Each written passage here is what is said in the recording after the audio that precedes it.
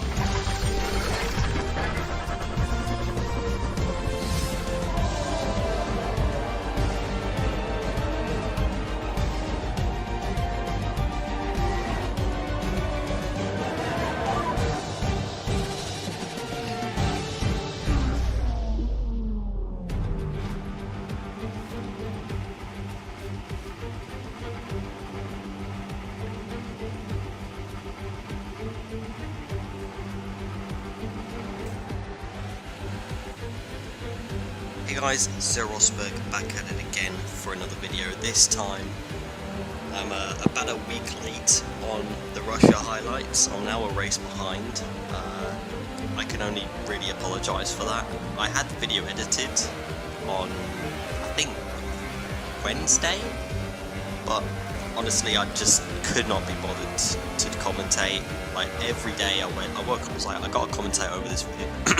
I gotta commentate over this video. But I mean, as you can see, I just didn't do it. But coming into Russia, honestly, I can't remember what the standings are. I'm pretty sure, I think I'm maybe 4 points ahead of Melanie.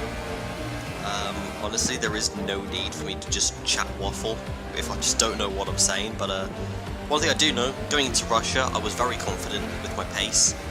In qualifying and in the race. The race was a little bit more iffy, but I knew I could be consistent with a reasonable pace that could get me a podium, a win if I get the glorious start and, well, the dream race, I guess. But we're going to start the lap now, coming out the final corner. I've also got a really bad throat, I guess, so if you hear me just having to clear my throat, now you know why. But coming into turn 2, you want to brake just before the 100-meter board. You got to take up a lot of curb on the entry, or on the apex. It just helps you carry the speed and rotates the car somehow. If you take a bit of curb on that inside, it actually helps you gain a bit of speed. Braking underneath the bridge, going into 4th gear, you want to take a bit more curb than that for turn 4, but that wasn't too bad. Braking just on the curb, turning in 4th gear once again. This track is kind of complicated. If you can get on the power that little bit early, or that little bit earlier than someone else, it can gain you like a 10th, and it's incredible. But going through turn 5 and 6, I think that is, turn 7, braking at the 100-meter board, I think that could have been. Again, that corner, you get on the power really early. That's a 10th and a half coming down the straight. It's incredible. Coming into here, you want to brake whether there's these black marks on the track on the right hand side. You want to turn in, you want to take a bit more curb than that. We kind of drifted that a bit too wide, up to 4th gear to control the traction and the exit. Braking where there's more black marks on the tarmac, turning in a lot of curb. A little bit of a wider entry, get the car into the middle of the track really. Coming into here, there's more black marks on the track. On the right hand side, and coming into here you want to brake 3rd gear, taking a lot of curb, taking all the risk in the world, and that is pole position for the Russian Grand Prix. Now that wasn't a great lap, I've got to be honest, it wasn't fantastic, but it was enough to get us pole position ahead of Dralic's Franglish LGS with a great qualifying. Melanie starting further down in P8, who is our championship contender. He's behind Jork and Verstappen and Bobberts. Hayden in P11 as well. So starting the formation lap from pole position. To be quite honest, I didn't expect pole. I knew I had the potential to get pole, but I think that having the potential to do something and then actually doing it it's two very different things. As you can see, warming up our tyres now.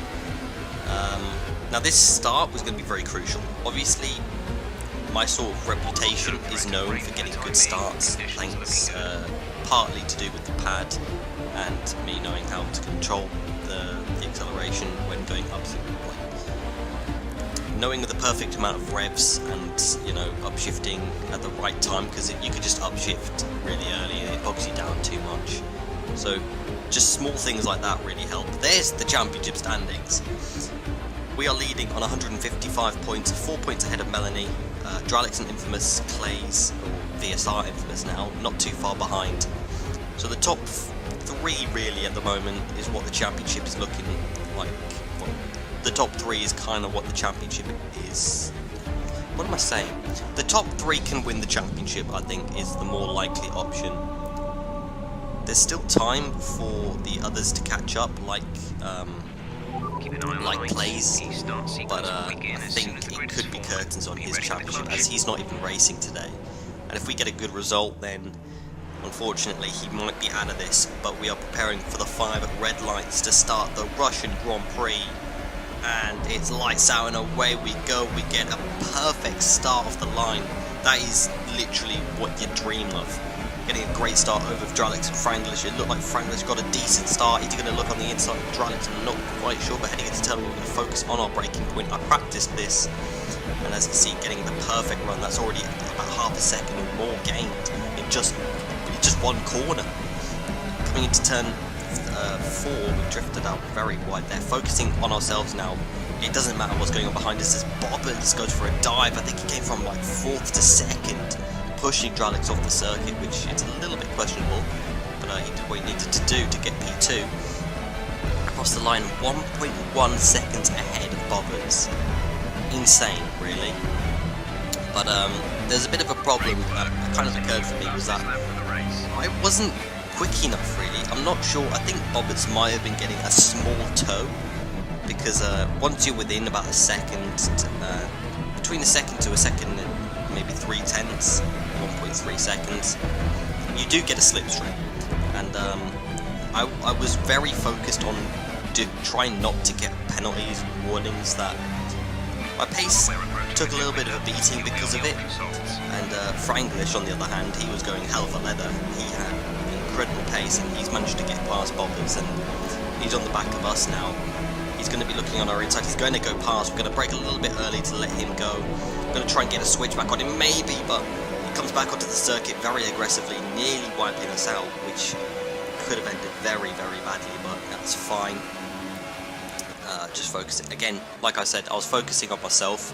At this point, I still knew that I could win the race. You know, I mean, I'm P2 and I'm right behind the race leader, so nothing was out of the question. Coming out of here, we get a lot of oversteer, nearly going into the wall. That's cost us a couple of crucial tenths to Franglish, and that's not a good thing to happen. And considering Verstappen isn't too far behind as well, that could be a problem, as this is the lap that we're going to come in, along with Franglish, and I would assume Bailey would come in as well. A couple of cars went for an undercut. The overcut at this track is... it loses you a lot of time, but in the long run, it helps you out quite a lot. I guess it's just how it is at most tracks at the end of the season. As you can see, Franglish, he's coming in along with myself, and Bailey is also coming in. Try not to speed into the pit lane, 37 miles an hour, and we do that very nicely. So we're going to be going from the Hyper Softs to the Super Softs, if I'm correct. I'm not actually sure. I would love to tell you, but I really can't see on my preview screen of what tyre I've just gone on. There you can see that's me checking to see if Franglish had any penalties, which he didn't, and he just about gets in front of us. Bobberts, he came in for like a 3-lap undercut, and he's going to storm his way into the lead by a country mile. But he's going to be a lot slower than the rest of us.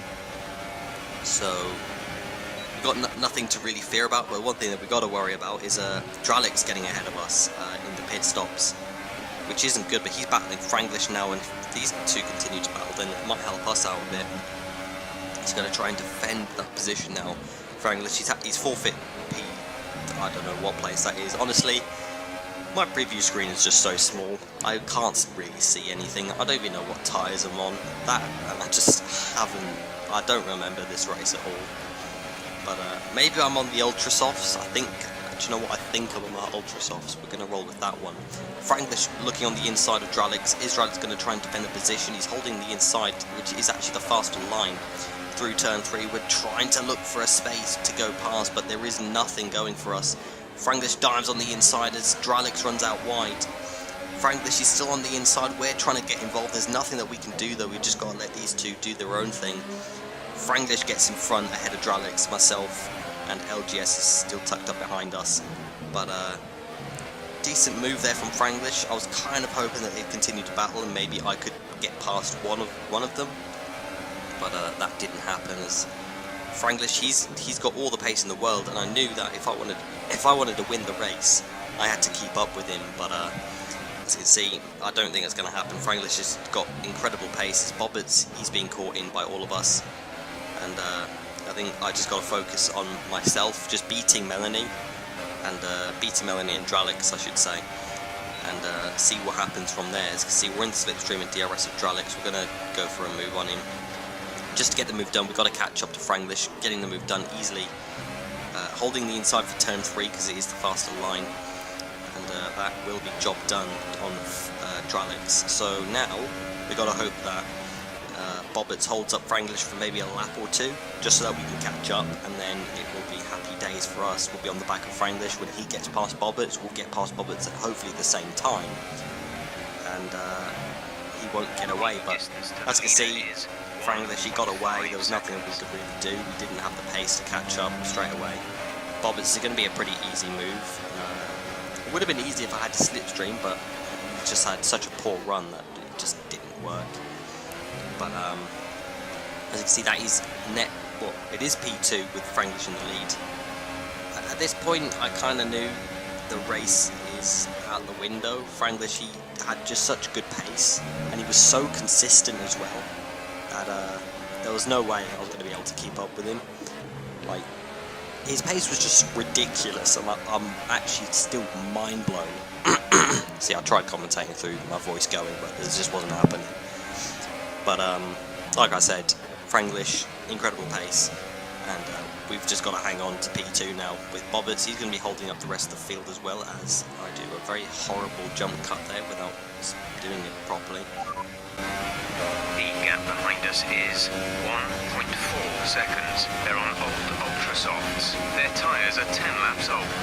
The time last lap was a 1:34.7. They have a time penalty of 6.0. As you can see, Jeff out here telling us that Bailey had a penalty, which is really what I needed to know, because now I'm playing a bit of a championship game here. I know the guys that I've got to race. As you can see, there's the live championship now. First time I'm actually using the live championship properly. As the results stand, I would be leading the championship by increasing my championship over Melanie and Dralik's. But as you can see right here, honestly, I was not fussed about letting Bailey past. I'm thinking about the championship here. There's no need for me to race people that I just don't need to get into a battle with, lose myself time, and have a potential crash with. There's no need for it. I've got to focus on my two rivals, and everyone else, if they're quicker than me or they're hanging to my slipstream and they're going to go for a move, I've just got to let it happen. There's no need for me just to continue battling them and just lose myself more time. For example, right here, I could easily get past Bailey. Slipstream, DRS, ERS, everything's been abused, and actually, to be honest, I'm actually going for the move. I think I fancy getting past again. As you can see, around the outside, maybe going to make it stick. Bailey pushes us. nearly off the circuit. I didn't want to get a warning, so I continued to turn into him right there, to be honest. We're going to get the inside line on Bailey coming into turn 4. Up the inside, we're going to try not to corner cut, make a little bit of contact with him. Dralex is now right on the back of us, and that's exactly what I mean about getting a little bit too filthy. There was no need for me to look for that move, and it nearly ended in absolute tears. And see, that's what I mean about just not remembering anything in this race. But Dralex, he's right behind us. We're still in the slipstream. Bailey, we're ready to get a little bit too late. Nearly hitting the back of Verstappen as Dralex has gone for a spin. I think, and Dralex is out. Oh dear, that's, wow, okay, I didn't realise that was this lap. Oh dear, I think that's the best words to use. Dralex is out of the race. Pellery is now in P4. Well then, that's a bit of a shock to the system. As you can see, Dralex has just been punted by Pele, and Melanie, he had nowhere to go but into Dralex, and wow, that's a bit of a, wow, I don't even know what to say, to be honest. That's a bit catastrophic there for Dralex and Melanie. But as you can see, final lap, we're fancying P2, we're going to go for it on Bailey. You know, it's the last lap, there's nothing really to lose at this point. Bailey has got a penalty, we haven't, so I just wanted to get the move done just so I was getting P2 on Pride. And as you can see, around the outside, pretty nice move if you ask me. But Franglish, he's going to win his first AOR F2 race this season, so congrats to you. Incredible pace the whole time. There's nothing I could do to keep up as Bailey goes for a bit of a lunge on us there. But that is P2 for us, 18 valuable points for the championship. VRT Verstappen gets his first podium, seems hungry after a bit of a run of bad luck, so I'm very happy to see him on the podium. Melanie did come back, he had damage in pit and got P5 still, so 8 points gained on Melanie, so the lead has gone from 4 to 12. Dralex, very unfortunately, obviously his wheel came off and he was out of the race, so he isn't scoring. But yeah, just to run through the rest of the order, Jork came home with P4 and P5. John, on his return, came home in the top 6 with Bobbers. Pellery also having to make a pit stop.